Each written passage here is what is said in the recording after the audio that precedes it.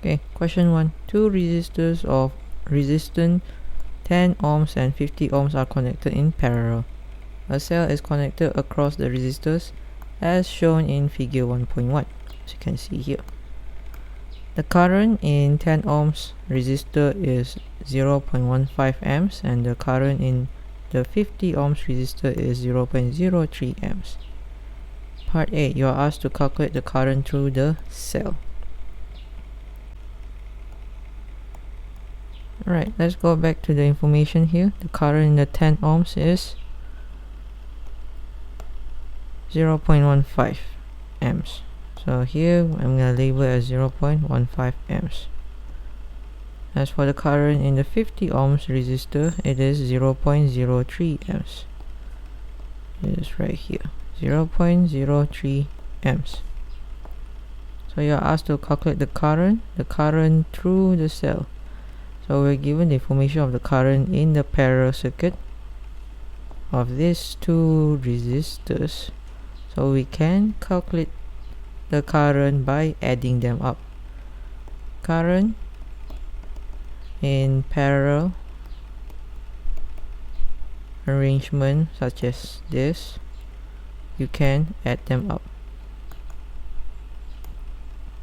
So it'll be 0.03 amps add with 0.15 amps to give you 0.18 amps. So your answer will be 0.18 amps. Okay, next, part B. Part B, the potential difference across the 50 ohms resistor.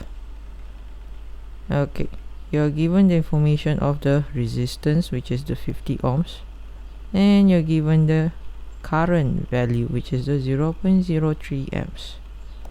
With that, we can find the potential difference, which is the V. Let me rewrite everything here first. The current is 0.03 amps. We have the resistance, it is 50 ohms. With the use of the formula V is equal to IR, we don't know V, let it be there. We know I, which is 0.03 amps. We know resistance, it is 50 ohms. Use calculator and you will get 1.5 volts. So your answer will be 1.5. Part C. The charge passing through the 10 ohms resistor in 5 minutes. Okay, charge here is denoted by Q. We know Q is equal to IT. Do we know the current in the 10 ohm resistor? Yes, we do. The 10 ohm resistor is here and the current is 0.15 amps. So let us jot it down first. Current is equal to 0.15 amps. Your time is 5 minutes. So Q is equal to 0.15 amps multiplied with 5 minutes. Now this 5 minutes you need to convert to seconds. So you need to multiply with 60 seconds per minute, so that the minute and the minute can cancel with each other to leave you the seconds. Use calculator and you will get 45 coulomb. So your answer will be 45 with the unit coulomb. Okay. Question 3. A satellite orbits the Earth as shown in figure 3.1, like this. In every 24 hours, for part A, in every 24 hours, the satellite travels a distance of 2.7 times 10 to the power of 8 meters at a constant speed. Calculate the speed in meter per second of the satellite. Okay. You have the time is 24 hours. We need to convert that into seconds. And then we have the distance in meter, which makes life easier. So speed is equal to distance divided by time. We know distance is 2.7 times 10 to the power of 8 meter. Time is 24 hours. Convert it to minutes, you get 60 minutes per hour. This has not yet reached the second, so you can multiply another 60 seconds, which is 60 seconds per minute. So this minutes and minutes can be cancelled, and hour with hour, so you're left with seconds.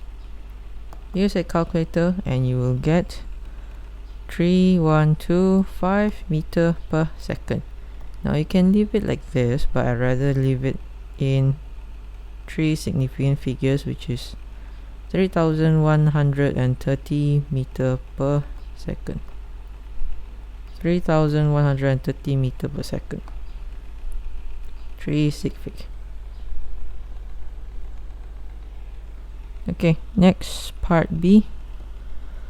The satellite has a mass of 200 kilo and the force on it is 45 newtons. You are asked to calculate the acceleration of this satellite. You have mass of 200 kilos.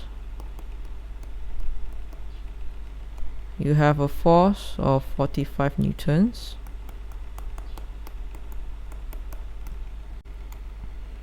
We don't know the acceleration, so we can use the equation F equal to ma.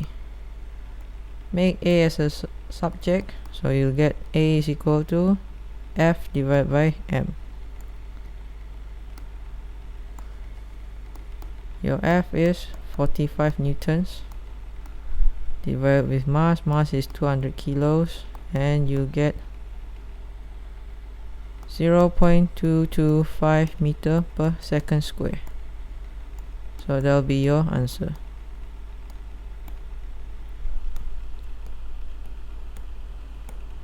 Oops, okay. Question 5. The 3 states of matter are solid, liquid and gas. Figure 5.1 shows the arrangement of the particles in a solid. Part A. Complete the figure 5.1 to show the arrangement of the particles in liquid and in a gas.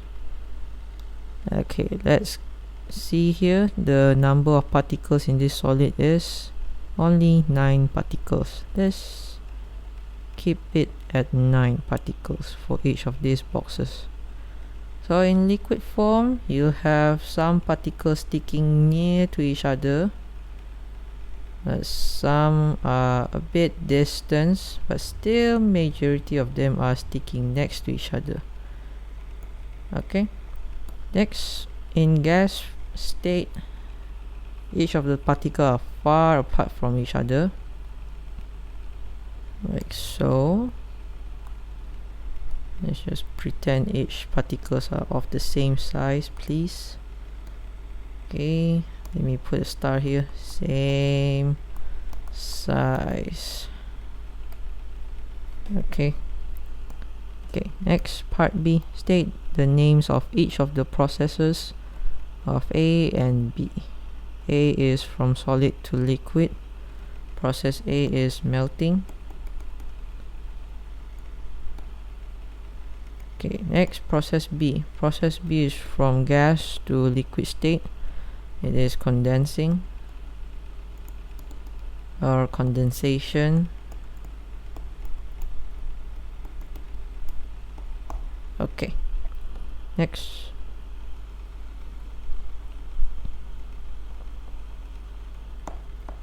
Question 8. An electric iron has a power rating of 1800 watts. Part A. Calculate the energy converted into heat by the iron in 2 minutes. We have power is equal to 1800 watts. We have time. Time is 2 minutes. You are required to calculate the energy. We don't know the energy. E is equal to power times time. So your power is 1800 watts. You have to multiply with 2 minutes. Now the 2 minutes is not supposed to be in minutes form. You're supposed to convert to seconds, so we're gonna multiply with 60 seconds per minute, which you can cancel the minute and minutes together. use your calculator and you'll get 216,000 joules. So your energy is 216,000 joules. Oh dear. Okay. The electric iron has a plug containing the 3 wires. One of the wire is the live wire. You are asked to name the other 2 wires. Okay, this is a factual question. So the other 2 wire is, one of them is neutral. The last one should be earth wire.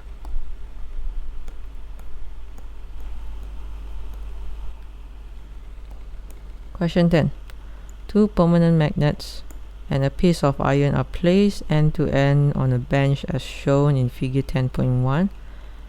The poles of one magnet is shown here, like here. Part A, part 1, the iron becomes magnetized and is attracted. Okay, the keyword here is attracted to the nearest permanent magnet.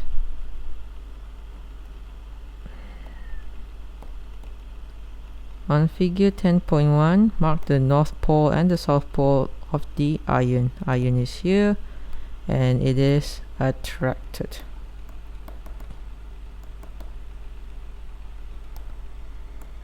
So unlike poles attract, we know that unlike poles attract. So here the north with the unlike pole will be south here, and the other end will be north pole. Okay, that's done. Then next part 2.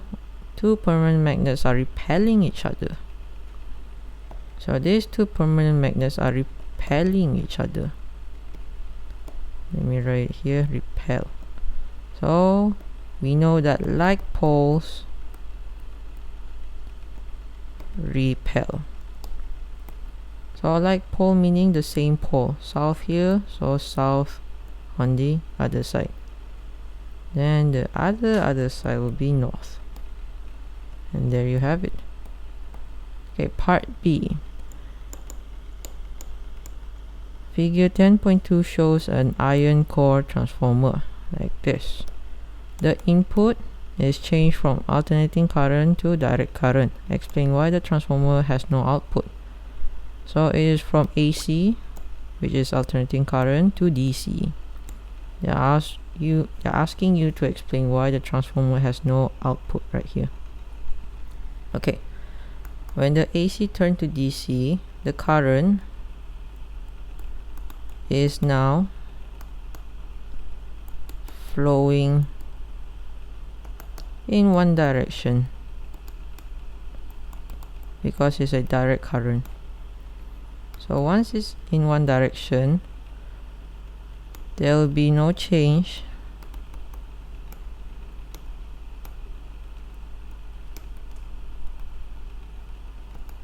in the magnetic field.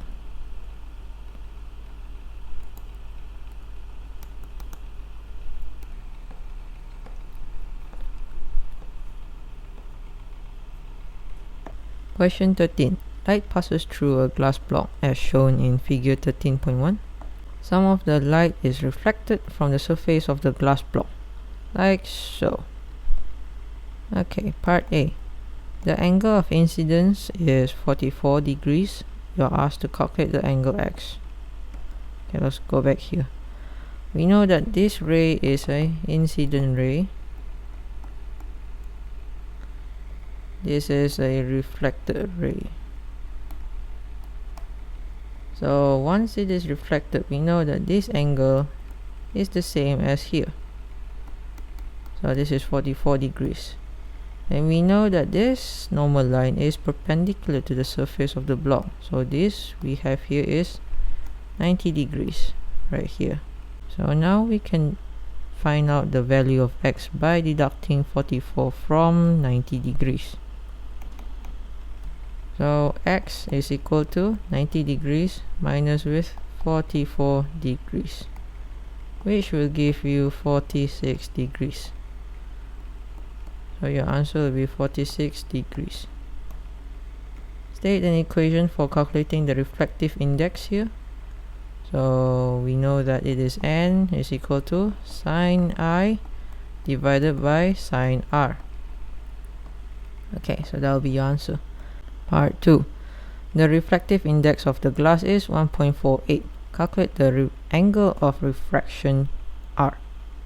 So using the formula here, we know that N is 1.48.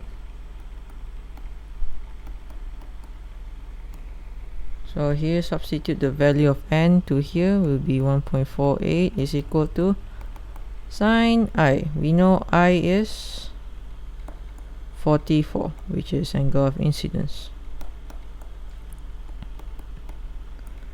We don't know R, so leave the R be as R. Swap these two values together, or swap it around. Sine R is equal to sine 44 divided by 1.48. Bring the sine to the other side, which will give you R is equal to sine inverse of sine 44 divided by 1.48.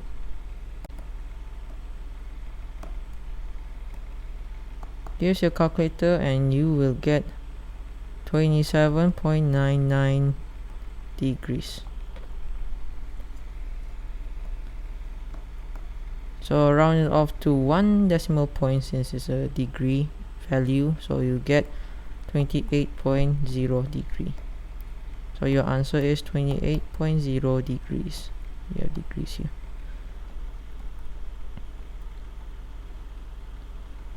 Okay, question 16. A metal rod and a metal ring is shown in the figure 16.1. At room temperature, the hole in the ring is only just large enough for the rod to be pushed through it. As you can see here, one end of the metal rod is heated strongly. The entire rod becomes hot. State the method by which thermal energy is transferred through the rod. Okay, the rod here is a solid. So the process which the heat is transferred through a solid is conduction. Okay, part B. Why the heated rod will no longer pass through the metal ring. Okay, anything that's heated will always expand. So heated rod expands. So when it expands, it is larger than the metal ring, so it cannot fit into the metal ring anymore.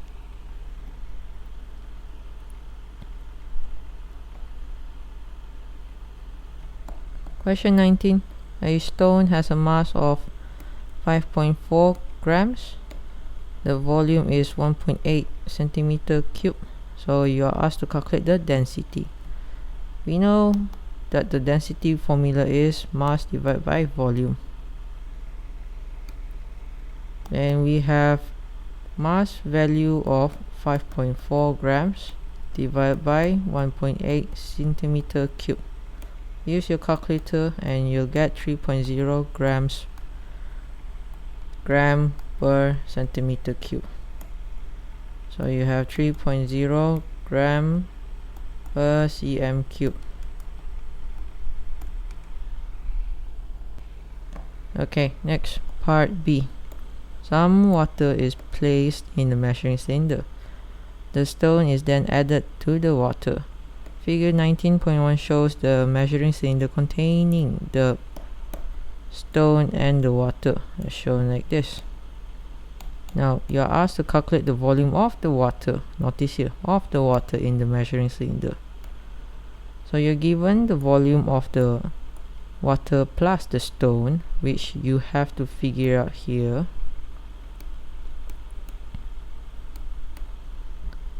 By reading from here, it is okay. We know that the value starts from 4 and the partition is, or the intervals of this measuring cylinder is of 0.2.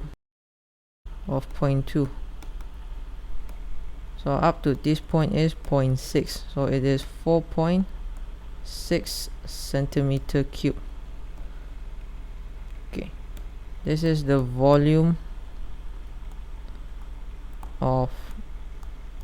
water plus stone is equal to 4.6 centimeter cube. We know that volume of stone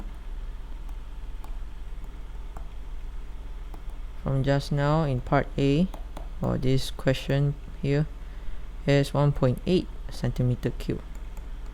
So let's write it down here.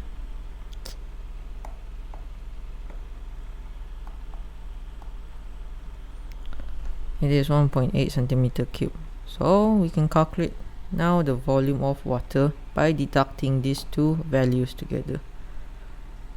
So volume of water is equal to 4.6 centimeter cube minus with 1.8 centimeter cube. This will give you 2.8 centimeter cube. So your answer here is 2.8 centimeter cube.